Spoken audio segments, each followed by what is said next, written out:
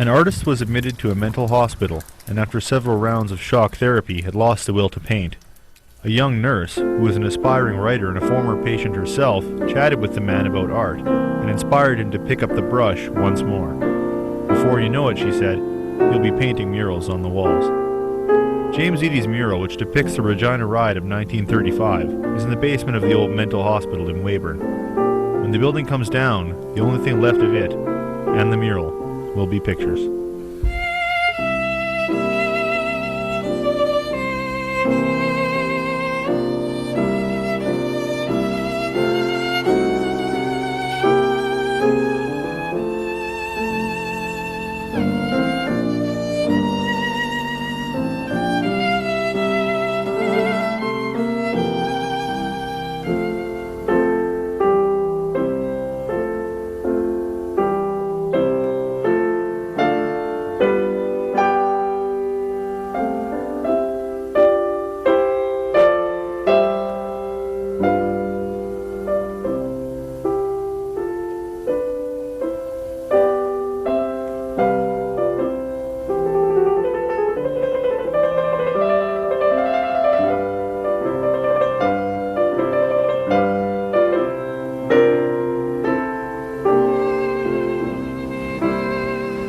Saskatchewan Hospital Weyburn existed from December 1921 to September 30, 1971, almost exactly 50 years.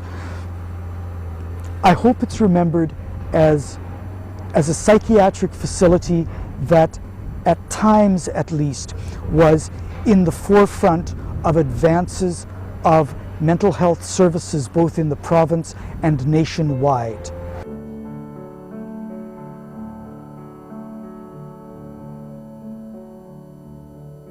All the research that went on in the 50s and 60s, Weyburn was on the cutting edge of medical history. And even now, I watch A&E or the History Channel, and there's documentaries about LSD or some of the doctors that worked here, and they mention Weyburn.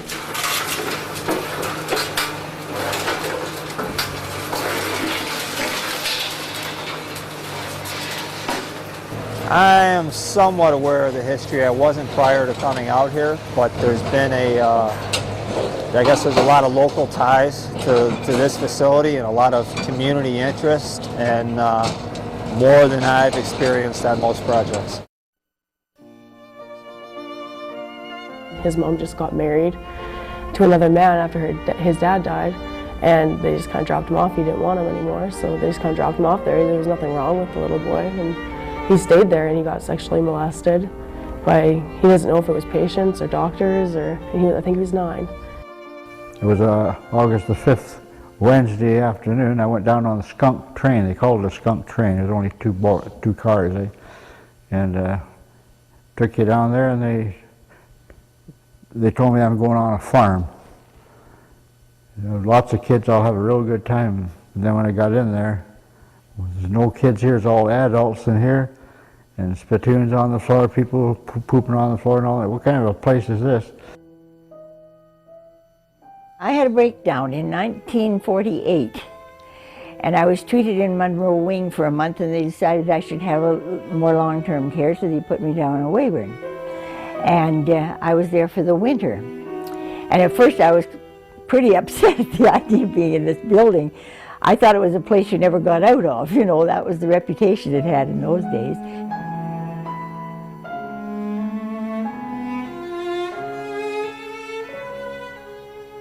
One lady actually, she just had postpartum depression, and her husband thought she was crazy and took her there, and she never got out. She died there, I guess.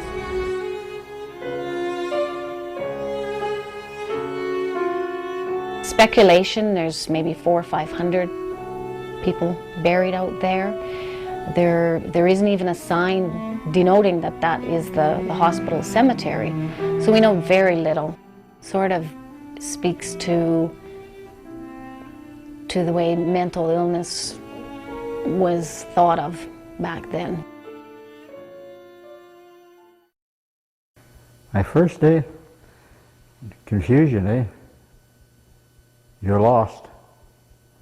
Your mother's gone away, your grandmother's gone away, and nobody comes to see or nothing. Well, it's kind of lost. And I can see the doors are all locked. You can't go outside. What kind of a deal is that, eh? I'm like I'm in jail, and I didn't do nothing. And then this guy come along to me with a white coat on. He says, we're your parents now. You do what we tell you to do. No problems. Doors of perception. Kay Parley suffers from bipolar disorder, or manic depressive psychosis as it was known in the 1940s. The disease runs in her family. My father had it, and he'd been in that hospital since I was 7 years old. So I was quite afraid of the place because my dad went there and never came home again, you see. Well, the doctor told me they didn't want me to see him till I was feeling better. They thought it would be upsetting.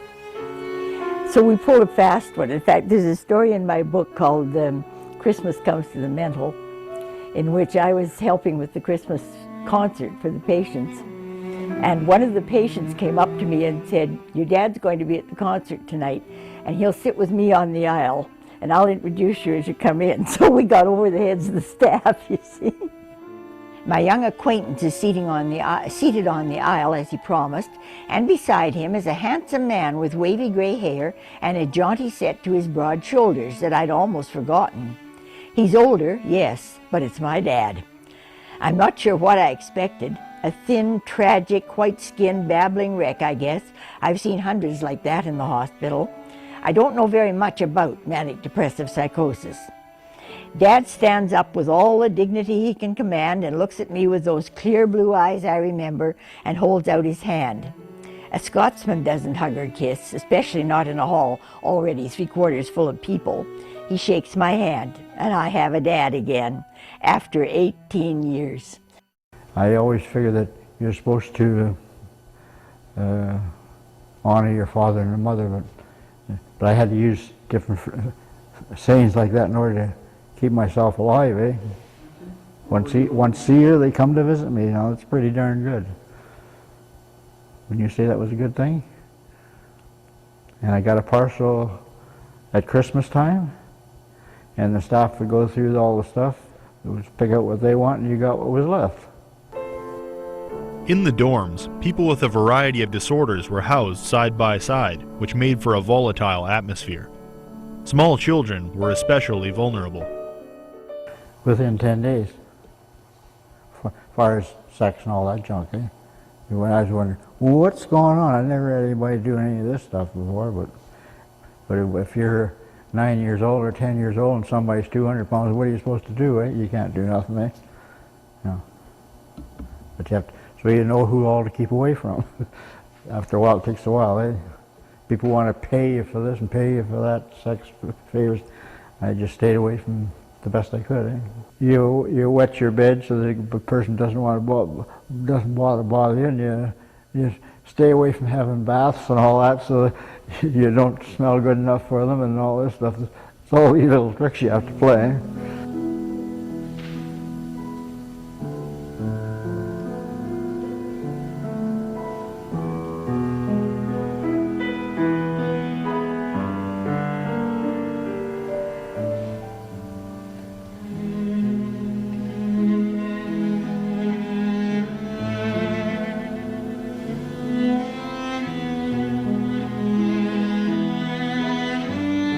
The old idea was when the superintendent made rounds, the nurses ran to with their key and opened the door, and then everybody stood to attention. No kidding. I mean, it was military. Because every time you run away, I'd run away for a couple of days. You want to get out of the place, eh? So, but they bring you back and they lock you up in another cell for 3 weeks, and you don't know if you're going to get your meals or you can go to the toilet or what. And so I found some fly swatter stuff or something to kill flies with. And I was going to think, well, this is it. I'm going to drink the whole thing and see what happens. And I was 12, eh? And I decided, no, I'm not going to let them beat me. In those days, if you had a breakdown, you just never came home again a lot of the time. And so I thought that would happen to me, and instead my dad got out too. Things were changing in the 1940s.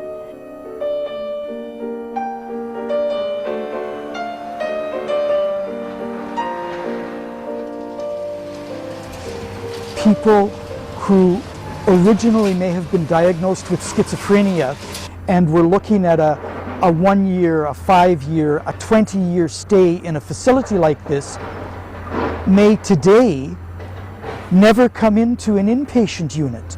They may be diagnosed and treated within their community. There's no need for a building this size for people with mental illnesses. Dr. Osmond came onto the ward and said, "Don't get up for me if you're talking to a patient. The patient's the important person in this hospital. I can open my own doors." He's one of these rare people that kept his childhood enthusiasm all his life, you know. Like the world was just a wonderful place. There was all sorts of experiences out here. Humphrey Osmond had left England looking for a place he could research schizophrenia. After her discharge from the hospital, Parley found herself drawn back to the place. With his fresh ideas, Osmond had turned the hospital into a kind of place where Parley would like to work. They asked me why I wanted to come on staff, and I still remember what I said. I said, "I want to write a book about my experience, but I got to see it from both sides." I'd read too many books by patients who didn't understand why the staff did things they did and so on, you know, and they decided it was a good idea to let me go in training. I think that was Dr. Osmond's doing. He was a very, very broad-minded man. The wards started being called continued treatment wards. They weren't just somewhere you got left for life. You were under treatment all over the hospital. So, I could go on. I mean, it was just a day and night kind of change. It was marvelous what happened at that time. The extreme was 1946. 5,000 patients across the province with some kind of psychiatric diagnosis. 2009, under 300 beds across Saskatchewan. Osmond met his scientific match in a Saskatchewan-born chemist named Abram Hoffer. In his book about psychiatry, Dr. Hoffer said something that I think summed up Osmond pretty well. He was talking about the relationship they had when they did research together, and he said, Humphrey was full of enthusiasm and he generated ideas at a terrific rate. And then he said, it was obviously impossible to implement all of them, so I had to decide what was practical to do. And boy, does that sum them up, because Hoffer was a practical scientist. And the funny thing is, they worked together so extremely well. I think it was one of these cases where opposites just complement, sorry, my voice, just complement each other, you know. And they were both so concerned about trying to find an answer to schizophrenia. That was the goal at that time. They had this theory that schizophrenia was caused by something wrong in the person's biochemistry, that there was a physical cause to the illness. And up until that time, that was, nobody ever heard of such a thing. Of course, he was anathema to a lot of the establishment, because the establishment at that time was still very solidly psychotherapy. And they thought these guys were just nuts, that they were looking for something physical in the illness.